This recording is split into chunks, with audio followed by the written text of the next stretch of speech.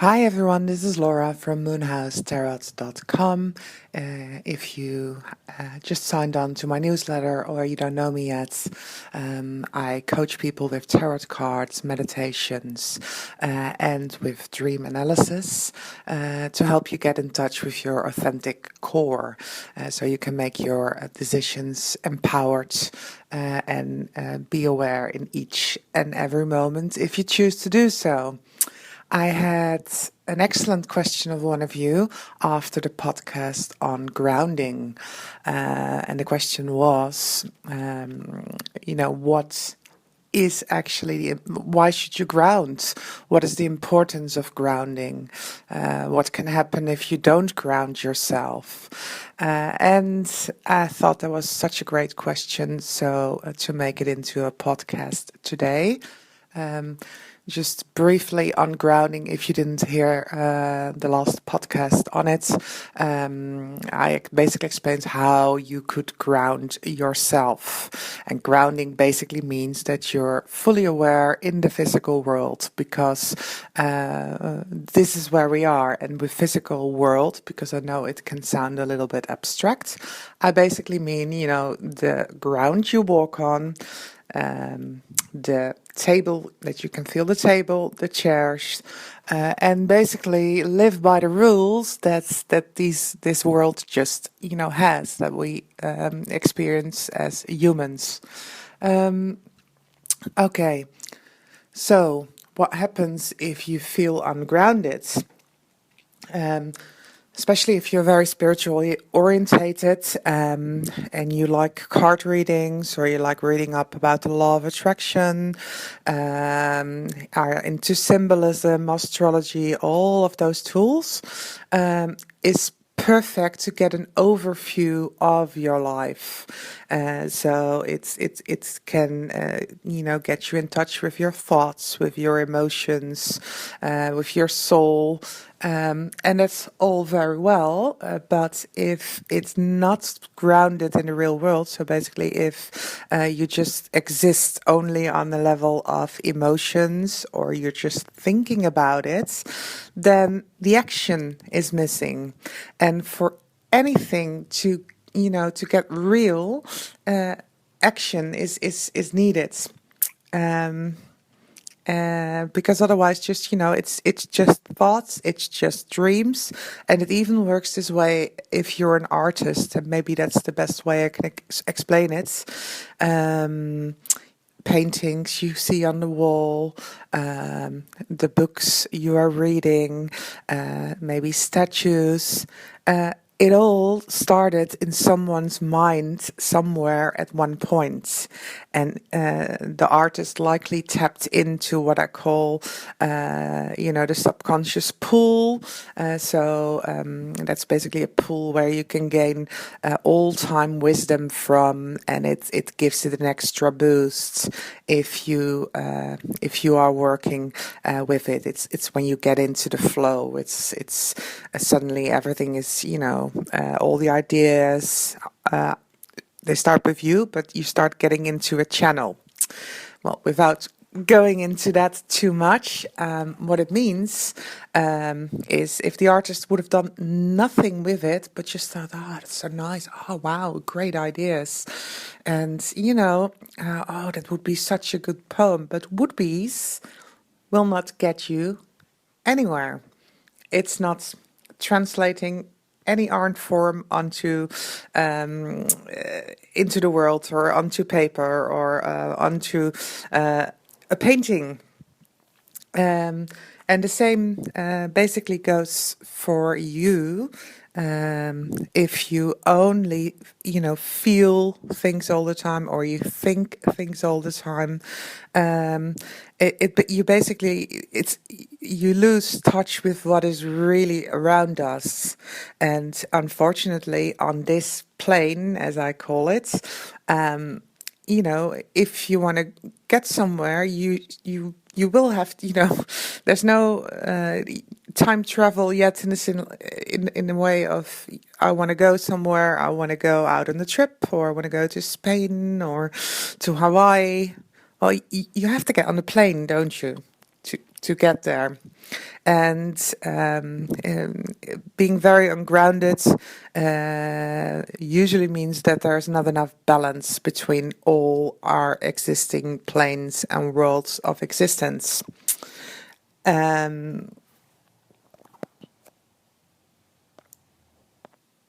And you may notice this in, fantasizing all the time, or in relationships. I hear this one a lot. Say you're a very loving person, but you're not in a relationship, and you would want to be in a relationship.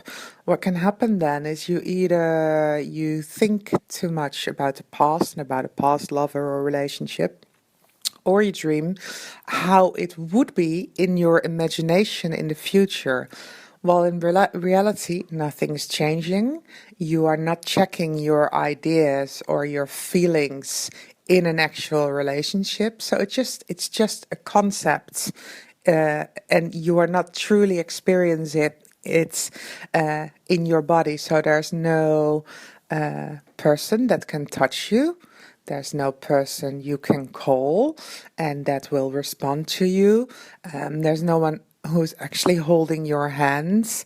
And you're also not experiencing, how messy it can be to be in a relationship, and how annoying it could be if someone lives differently, or that's where the socks come in, like, oh, he never cleans up his socks, or or maybe it's you. um so uh, so nothing gets real. It's just in your imagination, and imagination is great, but and you can live by it, but it can get ungrounded, and it also can prevent you from getting that relationship in real life. Secondly, if you're really ungrounded, of course there's excesses of it. If you're too much connecting uh, um, to the top chakra, so to the ground chakra and the sixth chakra, so your third eye, what can really happen is that you can really feel, you don't feel inside your body. You drift off. Um, so you really can lose touch with reality, and then that's the area of psychosis, or any mental imbalances that can start occurring. Where you've risen so high above the existing worlds that you forget that honestly, we are on Earth, and we are in this world, so that is still real. So that's one of the downfalls. And the big one is really I explain it by the lower chakras. So it's really the red chakra and your yellow chakra. So for me, it really is about safety, stability, and you. That stability and safety is something you create, and it comes from practical sources like income, self-care, um, health as well. Often when people are ungrounded, it has an effect on health. So fatigue is present, or sometimes even chronic diseases. Sexuality has to do with it, because being sexual with someone that's really getting physical together. And again, it's very earthy. Um, so the more you are in touch with reality, or the rules of this world at this lifetime, if you want to keep it more spiritual, the more you can adjust to it, and you can work with it. And if you don't do that, or if you think, I'm just here to, everything is love and everything is energy anyway, and but then you're missing the point of being on the planet, or being on Earth, and experiencing each and every sensation that is here. And maybe the senses are the best ways to to experience the world. A friend of mine who had a really bad experience and almost passed away, she described it beautiful. because she said she could feel all the love coming from above, because it was that serious for her. But then she said, and it's so beautiful to be on Earth, where you can, I can taste fruit if I want to, and I can eat it, and I can smell the flowers, and I can touch the flowers in springtime, and I can really touch things. This one is getting a little bit too long, so I'm going to end it now. But those are the why you would want to feel grounded. Okay, if there's any more questions, please let me know, and I'll try my best to answer them for you. And many blessings to you. And you can find me at www.moonhousetarot.com. Bye bye.